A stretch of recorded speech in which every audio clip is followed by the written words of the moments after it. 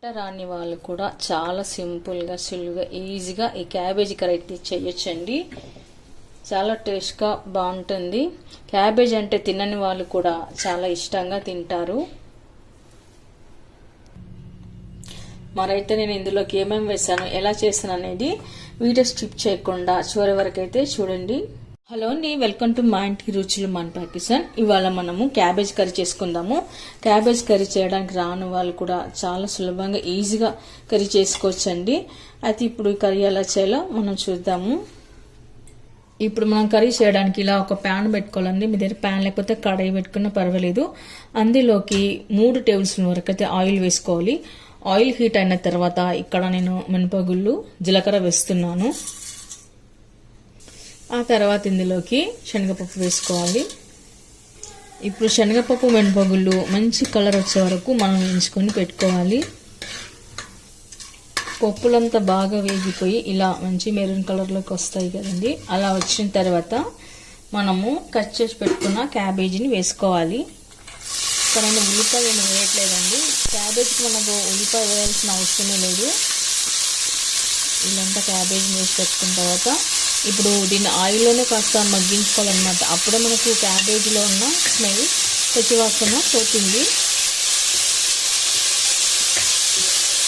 ఇలా వాసన పోయే వరకు మనం ఆయిల్లోనే దీన్ని కలుపుకొని పెట్టుకోవాలి. కాస్త తీసుకొని పెట్టుకోవాలి. క్యాబేజీ అంటే తినని వాళ్ళు కూడా ఇలా చేసి ఇష్టంగా తింటారు. చాలా సింపుల్, ఈజీగా చేసేయచ్చండి. అంతే పెద్ద కష్టమేం లేదు. వీళ్ళంతా కలుపుకొని పెట్టుకోవాలి. ఆ తర్వాత ఇందులోకి మనం కరివేపాకు వేసుకుందాము, పసుపు. ఆ తర్వాత ఇందులోకి ఇలా కచ్చపచ్చగా దంచి పెట్టుకున్న 2 వెల్లుల్లి రెబ్బలు వేసుకోవాలి. మీరు వెల్లుల్లి రెబ్బలు వద్దనుకుంటే జింజర్ గార్లిక్ పేస్ట్ అయినా వేసుకోవచ్చండి. అల్లం వెల్లుల్లి కూడా వేసుకోవచ్చు. నేను ఇక్కడ అల్లం వేయట్లేదు, ఓన్లీ వెల్లుల్లి మాత్రమే వేస్తున్నాను. ఇలా వెల్లిపాయలు మనం దంచి పెట్టుకొని వేసుకోవడం వల్ల వెల్లిపాయలు మంచి ఫ్లేవర్ ఈడుస్తుందండి. ఫ్లేవర్ నుంచి మనకు కర్రీస్ కూడా మంచి టేస్ట్ అయితే వస్తాయి.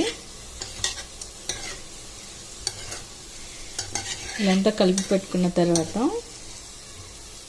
ఇందులోకి మనం కట్ చేసి పెట్టుకున్న టమాటాలు వేసుకోవాలి. టమాటాలు వేసుకున్నాక ఇది కూడా ఒకసారి కలుపుకొని పెట్టుకుందాము. ఆ తర్వాత ఇందులోకి రుచికి సరిపడా ఉప్పు వేసుకోవాలి. మన తినే కారాన్ని బట్టి కారం వేసుకోవాలి. అలాగే కొద్దిగా ధనియా పౌడర్, కొద్దిగా జీరా పౌడర్.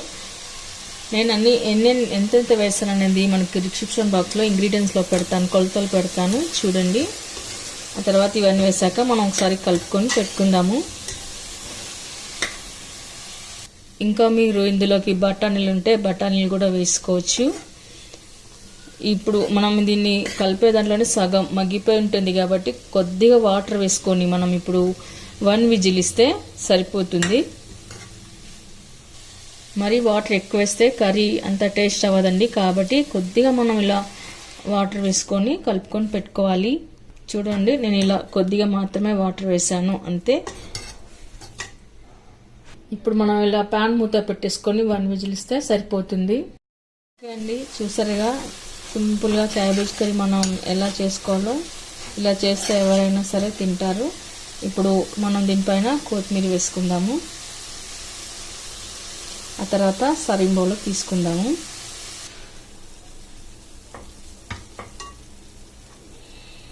చూసారుగా, జస్ట్ 10 నిమిషాల లోపల మనం క్యాబేజ్ కర్రీ చేయొచ్చు. ఈ కర్రీ మనకు రైస్లోకి, రోటీలోకి, చపాతీలోకి అన్నిట్లోకి చాలా బాగుంటుందండి. మరి మీరు కూడా ఒకసారి ట్రై చేయండి. మీకు ఎలా కుదిరిందో కామెంట్స్లో పెట్టండి, లైక్ చేయండి, షేర్ చేయండి. తప్పకుండా మన ఛానల్ని సబ్స్క్రైబ్ చేయండి. Thank you for watching.